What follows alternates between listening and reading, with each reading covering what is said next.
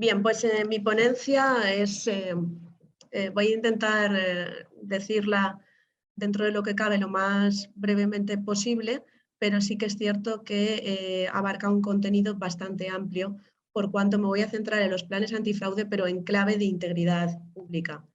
El contexto no es otro que la integridad pública para proteger ni más ni menos que el interés general, el interés de la colectividad, la misión de servicio público que cada organización tiene o tenemos en el ámbito de nuestras respectivas competencias. La Convención de Naciones Unidas contra la Corrupción, ratificada por el Estado español en 2006 y que forma parte, por tanto, de nuestro ordenamiento jurídico, exige la cooperación internacional para prevenir la corrupción y luchar contra el fraude, los conflictos de interés y, en definitiva, promover la cultura de la integridad y la ética pública. La OCDE, Organización Internacional, aboga por formular una estrategia de integridad pública adoptando medidas encaminadas a la identificación, prevención y corrección de los principales riesgos para el interés general.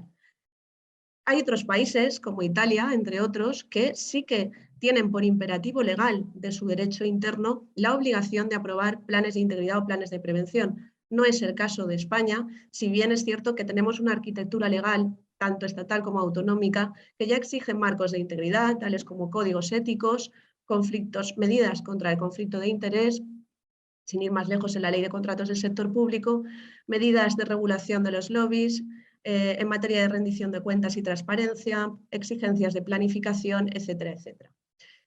Además, el cuarto Plan de Gobierno Abierto del Ministerio de Política Territorial y Función Pública está orientado a la construcción de un sistema de integridad pública, fortaleciendo tanto valores éticos como mecanismos para afianzar la integridad de las instituciones públicas. De hecho, entre las iniciativas de nuestra Comunidad Valenciana se incluye la elaboración de una estrategia de integridad pública, siendo esta Agencia Valenciana Antifraude considerada como actor público involucrado en el proceso. ¿La oportunidad cuál es? La actual coyuntura. La actual coyuntura lo impone. Es constante, no es una novedad, viene de lejos, es constante y creciente la preocupación de la Unión Europea por el modo y manera en el que los Estados miembros gestionamos los fondos de su presupuesto, del presupuesto de la Unión. La Orden 1030-2021 de 29 de septiembre del Ministerio de Hacienda y Función Pública configura el sistema de gestión del Plan de Recuperación, Transformación y Resiliencia, que dispuso diversas adaptaciones, tanto de procedimientos de gestión presupuestaria como de fiscalización en ejercicio de la función de control. Este plan se erige como cúspide, como base para el desembolso de la contribución de unos fondos europeos que ya se sabe van a ser considerables en su cuantía y que se van a gastar en un plazo relativamente breve de tiempo. De ahí esas exigencias que, como digo, por primera vez se incorporan al ordenamiento español, pero que son ya conocidas y constantes en la Unión Europea en relación con otros fondos europeos de carácter estructural, tales como el FEDER, DUSI, Fondo Social Europeo, entre otros. Esta orden, en concreto en su artículo 6, con la finalidad de dar cumplimiento a las obligaciones del artículo 22 del Reglamento de la Unión que regula el mecanismo de recuperación y resiliencia, obliga a toda entidad decisora o ejecutora que participe en la ejecución de las medidas del plan a disponer, entre otras cosas, de un plan de medidas antifraude, que le permita ni más ni menos que garantizar y declarar que en su respectivo ámbito de actuación los fondos correspondientes se han utilizado de conformidad con las normas aplicables, en particular en lo que se refiere al ciclo antifraude, en las materias de prevención, detección, corrección y persecución, tanto del fraude como de la corrupción y los conflictos de interés. Varias ideas fuerza.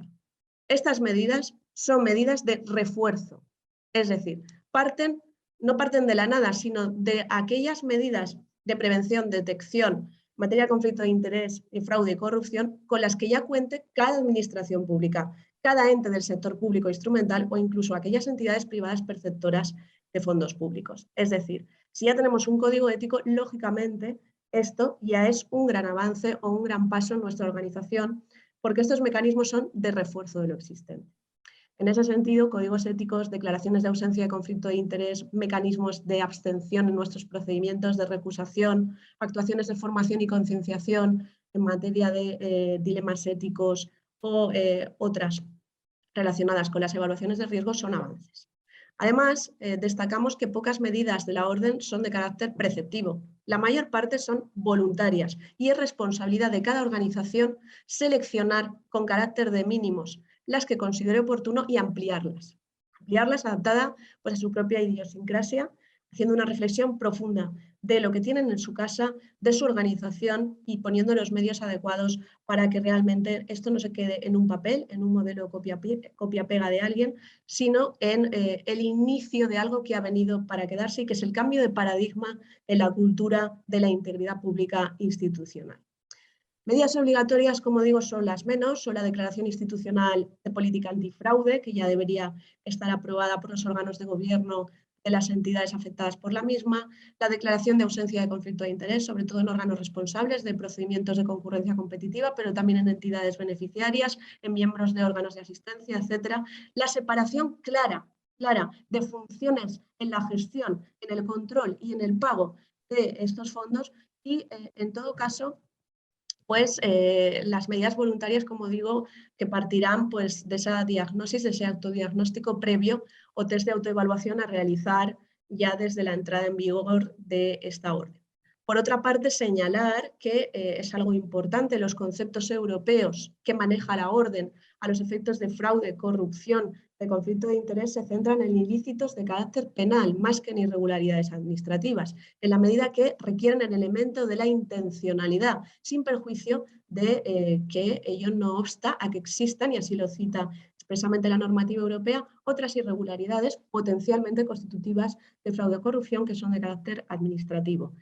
Además, solo se exigen estas medidas en relación con la protección de fondos europeos y no con el resto de fondos de la organización, lo cual queda en cierta manera paradójico y hace vulnerable a la organización en el resto de los fondos de su presupuesto. Pero ¿quién es quién en este garimatías de la gestión de los fondos Next Generation? Pues bien, tenemos varias autoridades responsables con unos papeles bien diferenciados. Por una parte está la autoridad responsable, que es la Secretaría General de Fondos Europeos, y a quien compete, entre otras cosas, que actualizar los anexos de esta orden. Por otra parte está la entidad decisora, que son los ministerios, entendemos que con dotación presupuestaria para este plan. Y dentro de estos, el órgano responsable, la subsecretaría de los ministerios, como responsable de los informes de medidas y componentes. Y, por último, estaría la entidad ejecutora, que son las entidades del sector público con competencia en ejecución de proyectos y subproyectos del plan y su respectivo órgano gestor, a los efectos del Estado, Administración General del Estado, el órgano presupuestario, los subsecretarios a nivel de las comunidades autónomas y los secretarios a nivel de entidades locales como responsables de informes de proyectos y subproyectos. ¿Cuáles son los órganos de control? Para ello nos tenemos que ir a la regulación estatal, al Real Decreto Ley 36/2020 del Plan de Recuperación, Transformación y Resiliencia, que los configura de la siguiente manera: autoridad responsable del mecanismo, la Secretaría General de Fondos Europeos, autoridad de control del mecanismo, la IGAI, la Intervención General de la Administración del Estado. Y dentro de esta, como coordinador nacional del Plan contra el Fraude, el Servicio Nacional de Coordinación Antifraude. En ese sentido, tenemos que todo ello confluye con las competencias en materia de prevención y en materia de persecución del fraude y la corrupción, entendido por irregularidades más amplias, no solo irregularidades en el ámbito administrativo, especialmente, que somos las agencias y organismos antifraude en España. La más reciente, que se constituyó hace bien poquito, es la andaluza, y a partir de ahí tienen el mapa donde se configura nuestra presencia. ¿Nuestra visión cuál es? Una integridad, cultura de la integridad frente a toda irregularidad para proteger todo tipo de fondos públicos. Es decir, la misión de servicio público está orientada a la consecución del interés general en su concreto ámbito competencial, y de ahí la importancia de que se interiorice y se practique la cultura de la integridad pública a todos los niveles de la organización, desde la cúspide, implicando a todos, a los órganos de gobierno, al personal técnico directivo, a mandos intermedios, a técnicos administrativos, a toda la organización y en cualquier área de práctica. ¿Para qué? Pues para minimizar, porque el riesgo cero ya sabemos que no existe, minimizar los riesgos e irregularidades, tanto penales como administrativos, derivados de prácticas contrarias al interés general, protegiendo todo tipo de fondos públicos. Esto es un proceso y no va a ser fácil, pero por algo hay que empezar, como en cualquier proceso de cambio. Implica dedicación, implica esfuerzo, implica actuaciones de mejora continua, porque el plan exige ser actualizado periódicamente, pero ni más ni menos que está en juego la buena administración de la cosa pública y los principios reconocidos en nuestro marco normativo, ¿no? En la Constitución y también en la Ley 40/2015, entre otras. Principios tales como la objetividad, la imparcialidad, la eficacia, la eficiencia o la legalidad, porque no olvidemos que al final las irregularidades, la corrupción, el fraude o el conflicto de interés pueden y tienen consecuencias importantes a nivel económico y una gran consecuencia a nivel reputacional de la institución. Y en el ámbito concreto del Plan de Medidas Antifraude de la Orden, cualquier sospecha de fraude o corrupción o de conflicto de interés suspende automáticamente el procedimiento y tiene consecuencias incluso hasta 5 años después de la aprobación de este proyecto. Por lo tanto, es algo relevante. A esos efectos, desde la Agencia Valenciana Antifraude en el ámbito de prevención, hemos elaborado, en ese sentido, pues hemos sido, creo que de las primeras agencias en hacerlo, sin perjuicio de que hay otras muy completas que también son de recomendable lectura. Tenemos una guía ABAF que hemos llamado el Plan de Integridad Pública, hoja de ruta o roadmap y anexos facilitadores, hasta 21 anexos facilitadores, que fue aprobada por resolución de nuestro director de 15 de noviembre de 2021.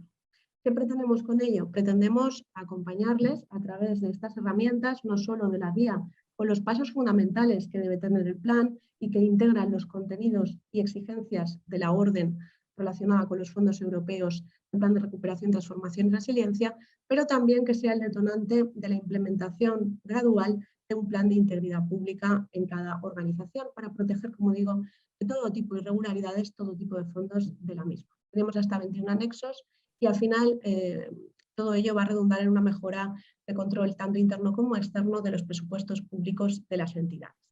Asimismo, otras guías de gran interés que pueden consultar son la de la Oficina Antifraude Cataluña o el Manual de Gestores de la Generalitat Valenciana, e en cuanto a los fondos de la Unión Europea habrá que estar a lo que diga el órgano de control competente, que es el Servicio Nacional de Coordinación Antifraude, ante consultas o instrucciones al respecto de estos planes. ¿Qué se propone? Pues se propone un contexto, una aproximación a los conceptos de fraude, corrupción, de integridad, que se haga referencia en esa reflexión profunda, en esa mirada interna de cada organización, a los precedentes que ha habido en esa misma entidad, cuáles son sus competencias, cuáles son las entidades y sujetos destinatarios del plan y ese marco conceptual, y luego los principales ejes del sistema, pasando por esa necesidad del mismo para prevenir la corrupción institucional. ¿Qué dinámicas de implementación del sistema hemos seleccionado? Fundamental, la política de integridad institucional, es decir, la implicación de los órganos de gobierno, fundamental. La importancia de la información y de la formación práctica a todos los niveles organizativos y los canales de comunicación y de denuncia como una de las principales medidas de detección. En cuanto a lo primero, es una de las exigencias obligatorias, de las medidas obligatorias de la Orden 1030-2021, el que se apruebe la política de integridad institucional por el conjunto de los órganos de gobierno, que tiene que reflejar este compromiso político, así como obviamente la voluntad de dotarlo de recursos suficientes para su ejecución y seguimiento. En ese sentido, manifestar el compromiso firme de tolerancia cero ante el fraude dentro de la casa y fuera también, desarrollar el planteamiento proactivo, estructurado, específico y eficaz en la toma de decisiones para gestionar el riesgo de fraude y elaborar un plan de actuaciones que se transmita dentro y fuera de su organización. Aportamos al efecto 2 anexos, 1 y 2 de la guía, con modelos de declaraciones de política institucional de la Unión Europea y de otras entidades que ya los han puesto en marcha en relación con otros fondos de carácter estructural, así como un modelo de reparto, plantillas de reparto de roles y responsabilidades que obviamente se deben acomodar a la estructura organizativa y funcional de cada entidad. Es obligatoria también, y relacionada con lo anterior, la medida del reparto claro y segregado de funciones y responsabilidades en las actuaciones de gestión, control y pago. La separación es la no separación, mejor dicho, ha señalado la OLAF en sendos pronunciamientos, es una de las principales vulnerabilidades en materia de fondos de la Unión Europea. Por tanto, hay que procurar esa separación. En cuanto a la formación y la información, proponemos que sea mixta, es decir, teórico-práctica, con talleres con roleplaying sobre dilemas éticos y demás, y además teledirigida. No solo formación general, ¿no?, sobre ética, sobre valores, sino teledirigida. Cada persona de la organización tiene que saber, si está en urbanismo, qué riesgos va a tener de fraude, de corrupción, de conflicto de interés en urbanismo, lo mismo en contratación, lo mismo en subvenciones, por lo tanto, teledirigida. En relación con este contenido, se proponen en la orden como medida potestativa formación temática sobre identificación y evaluación de riesgos, establecimiento de controles o cómo actuar si se detecta un fraude, ¿no?, con casos de referencia. En ese sentido, la ABAF pues, puede participar y participa junto con el resto de instituciones y órganos con competencias en la materia, impartiendo acciones formativas de difusión y de fomento. Tenemos también cursos y webinars que se pueden consultar y que se pueden utilizar a estos efectos. En cuanto a la detección, los canales de comunicación y de denuncias internos y externos, saben ustedes que no solamente son una exigencia, en este caso potestativa, porque dan otras medidas de detección posibles en la orden, sino una exigencia que va a ser impepinable cuando finalice el próximo 17 de diciembre de este año el plazo de transposición de la directiva Whistleblower, de la directiva Europea 2019-1937 sobre protección de personas que informen sobre infracciones de derecho de la Unión, deberán adoptarse medidas para que, entendemos y recomendamos como algo esencial desde esta agencia, para que las personas o personas que gestionen el buzón interno sean objetivas e imparciales. Lógicamente, son unas de las que hay que tomar conciencia y medidas para que presenten la declaración de ausencia de conflicto de interés y controlar que a la hora de gestionar estas denuncias internas, una información tan valiosa en materia de detección de posibles irregularidades para luego investigarlas en su caso, pues sean lo más objetivas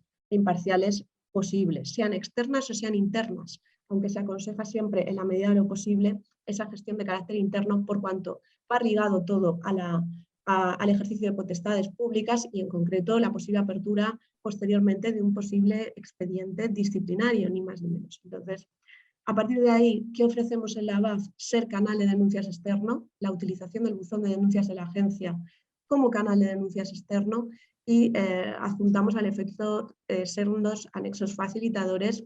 Además, pues está, si alguien quiere más información, está explicado por el director de análisis e investigación en nuestro canal de YouTube, un webinar sobre lo mismo. A los efectos de la orden, eso sí, de momento, y sin perjuicio de que se están fraguando protocolos entre esta agencia y el Servicio Nacional de Coordinación Antifraude, entre otros organismos, pero de momento la orden remite como un canal de denuncias externo a los efectos de los planes antifraude de la orden 1030-2021, el canal Infofraude, que es el canal del Servicio Nacional de Coordinación Antifraude. Como dinámicas o elementos básicos del sistema, entre las medidas potestativas de detección, la propia orden, aparte de los canales de denuncias o de alertas, establece el uso de bases de datos, data mining o de puntuación de riesgos como la herramienta europea Aracne o DAISY o aquellas otras de contraste de información como la base de datos nacional de subvenciones en materia de subvenciones o la plataforma de contratos del sector público en materia de contratos. El desarrollo de indicadores de red flags, es decir, de fraude, de banderas rojas, y la comunicación de estos al personal en posición de detectarlos, el establecimiento de mecanismos adecuados y claros para informar de las posibles sospechas de fraude por quienes los hayan detectado, o el análisis de datos. El cruce de datos cada vez es más importante para poner de manifiesto evidencias a los efectos del control del fraude. Y hay modelos existentes, tenemos algunos ayuntamientos, tales como Madrid, Barcelona, entre otros, que han creado unidades especializadas en la gestión de canales de alertas o denuncias, el análisis de las mismas, el fomento del cumplimiento de los valores de integridad pública. Se trata de órganos que pertenecen a nuestra red de oficinas y agencias antifraude y que están operando en la práctica como compliance officers, pudiendo asumir el papel de órgano de apoyo y vigilancia en la gestión de los planes antifraude en relación con los fondos europeos. Otros modelos están en construcción, por ejemplo, el propio Ayuntamiento de Valencia o la Diputación de Castellón, que en su caso optan por residenciar estos órganos internos en la unidad responsable de transparencia y buen gobierno. Funciones de asesoramiento a nivel interno pues deberían competir a un órgano interno que asesore sobre la aplicación del plan y sobre posibles conflictos de interés y dilemas éticos, para que se tome conciencia por parte de toda la organización de que esto es algo normal, conflicto de interés, como somos personas, es algo lógico y habitual que va a surgir sí o sí en el día a día de nuestra vida, pero que hay que saber cuándo puede entrar en colisión este conflicto de intereses particulares con el interés general y actuar. En ese sentido hay que formarse. También está el papel de la ABAF externo, como acciones como la que estamos participando hoy, entre otras o la guía que les estoy presentando. La escucha activa de la ciudadanía, transparencia y participación pública, lógicamente. Esto, como digo, es un cambio de paradigma. Hay que integrarla en todas las áreas de práctica de la organización. Hay que ser transparentes, rendir cuentas de lo que estamos haciendo en relación al seguimiento del plan de integridad, a las medidas y, en su caso, a las actualizaciones. La necesaria implicación de todos los actores, la aplicación al sector público instrumental, por cuando el sector público instrumental pues a veces cuenta con una plantilla que no cuenta con las garantías de objetividad, imparcialidad, etcétera, porque no son funcionarios de carrera, a veces no cumplen con tener la obligada figura del auditor interno, etcétera. Por lo tanto, es esencial y clave que también participen de estos planes. El papel de empresas privadas, lógicamente, y perceptores de fondos públicos y una serie de herramientas que les damos a implementar. El paso previo, igual que la guía, es la mirada interna, el autodiagnóstico, el punto de partida para esas medidas de refuerzo. ¿Qué nos hace falta? ¿En qué punto estamos? La piedra angular del sistema preventivo. ¿Cómo? Mediante cuestionarios, mediante RSVs o estructura de desgloses de riesgos, resultando conveniente partir de un catálogo que contenga los principales riesgos como base del mismo. A esos efectos les aportamos metodologías, les aportamos modelos de cuestionarios, les aportamos modelos de catálogos en la guía. ¿Quién? Pues la propia organización. Es la propia organización la que debe mirar dentro cómo está estructurada, cuáles son las posibles contingencias que va a considerar, si hay sentencias judiciales desfavorables en un determinado ámbito, pendientes de ejecución, reclamaciones de responsabilidad patrimonial, recursos, resultados de auditorías previas e informes de control e información obtenida de diversas fuentes como los canales de denuncias en caso de que ya existan. ¿Cuándo? Según la orden, el test de autoevaluación a su entrada en vigor.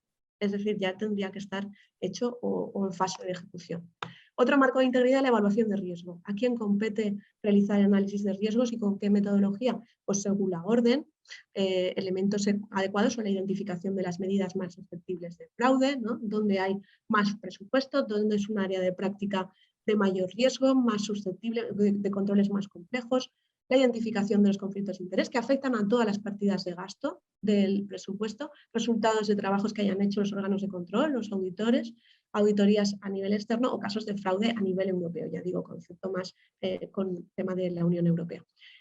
Además, aplica la matriz de GESIF para fondos de la Unión Europea también en este caso que le aportamos.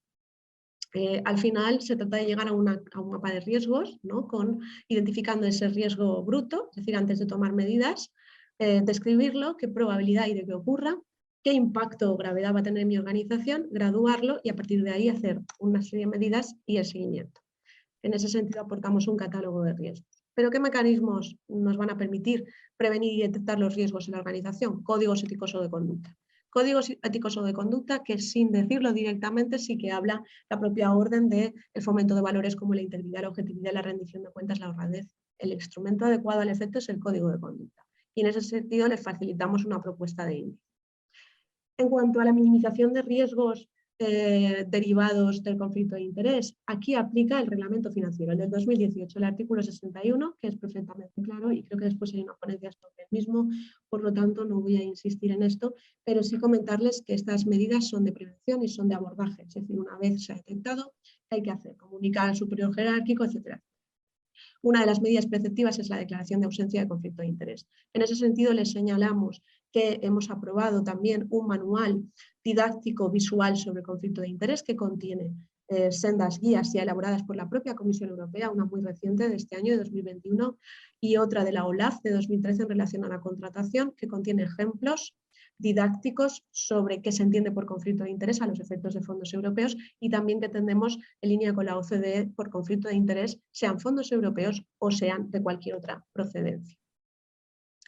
Lo tienen publicados, como digo, en nuestra página web. Estas son herramientas que ya existen, que ya entre las medidas necesarias y proporcionadas que la Unión Europea pone a disposición de los Estados miembros para dar cumplimiento a todas estas medidas, pues las pueden encontrar perfectamente para su consulta en la página de la Comisión Europea.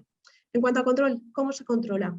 ¿Por qué abogamos desde la agencia? Abogamos por un modelo de control público de gestión de fondos europeos. Siempre compatible, lógicamente, con legítimas tareas de asesoramiento externo, pero sin separar el control de su naturaleza pública. Como digo, con clara separación entre las funciones y responsabilidades de actuaciones de gestión, control y pago. En el caso de entidades locales, ¿qué dos controles se utilizan? Control ex ante o fiscalización previa limitada que contenga los ítems, es decir, los requisitos básicos del Consejo de Ministros, que están en fase de ampliación para la fraude, corrupción, conflicto de interés y doble financiación, y luego el cambio de paradigma, ¿no? La tendencia, en este caso en estos fondos, al control financiero permanente complementado con auditorías financieras de cumplimiento y operativas, pasando por auditorías de legalidad, pero también de gestión presupuestaria. El Plan Nacional de Recuperación y Transformación y Resiliencia ya nos remite en su apartado 4.6 de control y auditoría a estos niveles que existen separados de control de los planes. En primer lugar, el primer nivel, el nivel 1, es el sistema de gestión de fondos europeos y la herramienta que les hemos citado anteriormente de matriz de riesgos con sus anexos EGSIF 2021, que es utilizada para los fondos de carácter estructural. En el segundo nivel ya entra en juego la IGAE, la Intervención General de la Comunidad Autónoma o la Inspección General de Servicios y los interventores y secretarios interventores en entidades locales, con esa bifurcación entre el control previo, de acuerdo al Consejo de Ministros, requisitos básicos, o el control posterior. En cuanto al seguimiento, pues es básico de cara a las medidas de corrección y persecución que la orden también incluye, porque abarca todo el ciclo antifraude. Las medidas de corrección pasan por la importante consecuencia de que ante la detección de un posible fraude o sospecha fundada se suspende inmediatamente el procedimiento. La notificación en el breve plazo de tiempo a las partes interesadas y organismos, pero también por la evaluación de la incidencia del fraude y su calificación como algo puntual o sistémico a los efectos de tomar medidas. La retirada de proyectos o parte de proyectos afectados financiados o a financiar. Y las medidas de persecución, que pasan por comunicar los hechos producidos y las medidas adoptadas a la entidad decisora, que ya hemos comentado antes quién es, quien a su vez comunicará el asunto a la autoridad responsable. Denunciar, si es el caso, los hechos a autoridades públicas competentes, Servicio Nacional de Coordinación Antifraude, incluso la OLAF, depurar responsabilidades o incoar un expediente disciplinario o denunciar los hechos ante juzgados y tribunales competentes o la Fiscalía en los casos oportunos. Aportamos esa relación en nuestros anexos y una serie de documentos que entendemos les pueden facilitar la supervisión, control y gestión de los fondos europeos. Asimismo, cuentan también con recomendaciones generales elaboradas desde el Servicio de Prevención, aprobadas por la dirección de la agencia, que pueden tomar en consideración no solo para su plan de integridad pública, sino también como parte de esas medidas formativas que exige el plan antifraude de la Orden 1030. Recomendaciones sobre buen gobierno, integridad pública, y en todas ellas verán, desde el conflicto de interés, desde la planificación de enriquecimiento injusto, verán que siempre partimos de una serie de riesgos y proponemos la correspondiente medida o mecanismo de prevención. Por lo tanto, les puede también ser de utilidad. Por último, no quisiera terminar mi ponencia sin decir una de las citas de mis citas favoritas de Albert Einstein, que dice: el mundo es un lugar peligroso, no por causa de aquellos que causan el mal, sino por aquellos que miran y no hacen nada. Bien, muchas gracias en nombre propio y de la agencia por habernos permitido participar en este de seguro útil seminario. Gracias a todos.